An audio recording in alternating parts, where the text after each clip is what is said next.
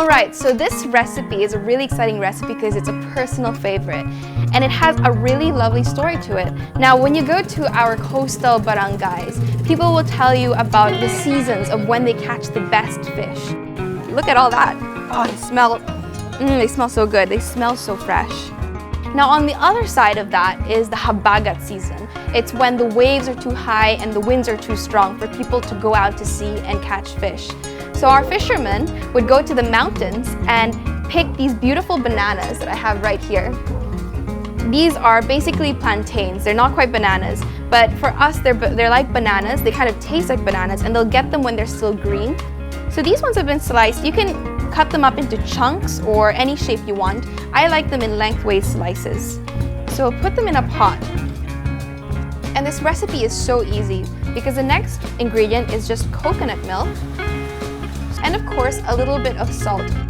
Now we'll turn on the heat and cook it on low simmering heat for about 10 to 15 minutes or until the bananas are quite cooked through and the coconut is starting to oil and you get that delicious coconutty taste. So pinakro is oftentimes a recipe cooked in hard times during difficult seasons, such as during the Japanese occupation or during wars that broke out here in the Philippines. So historically, this dish is kind of like a filler dish that people would use to kind of fill themselves up and also to stave off hunger until the next time that they have good food again in a better season. So at this point, you can start to smell the coconut milk starting to toast a little bit. You'll see it's finally done when a little bit of the coconut oil comes out. So now as you can see, it's kind of taken on a more gelatinous texture. You can really smell kind of a slight tinge of burning and toasting coconut. So at this point, we can switch it off and either keep it warm until we're ready to serve it. Since we've already had our bananas and coconuts that come from the mountainside during off seasons, we'll start off with this beautiful fiddle fern or Pako salad. This fiddle fern can be foraged in the mountains and is easy to find in rural areas like this in the Philippines. But first, we're gonna start with this particular ingredient right here. So this is called bite. Bite isn't exactly a fish. So it looks kind of like dilis, which is this tiny fish that's been filleted. But in reality, these paper-thin sheets are actually fish spleens that come from a specific fish called abo. So I've already preheated this pan right here, and I'm just gonna add in a thin layer of oil.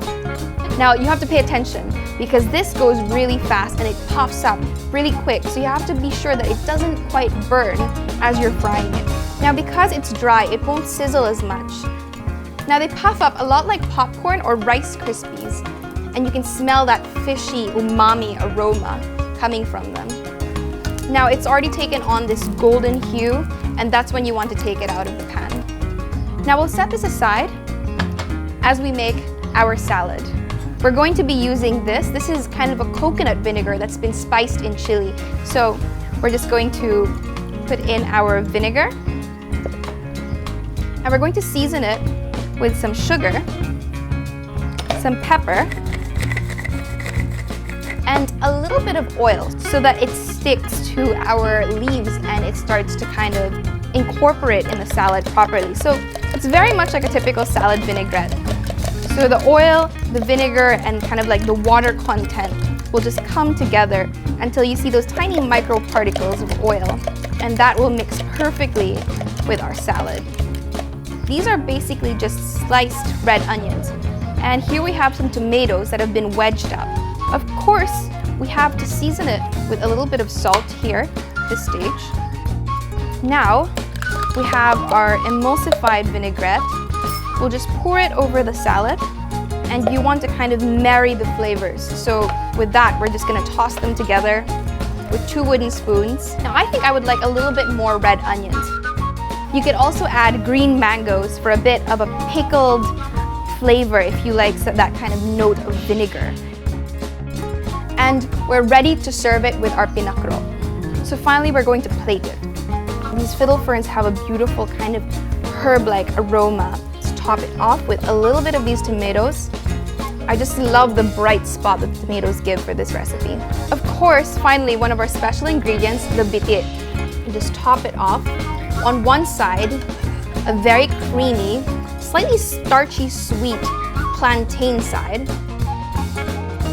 Both of them come from Philippine mountains and have such a beautiful history and story in people's plates here in our country. And now it's time to eat. So let's take a big bite.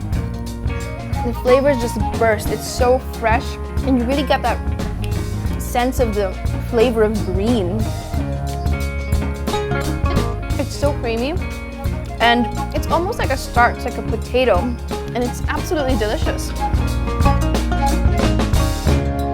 Join me in rediscovering Filipino history and flavors in the next episodes of Simply Sarap.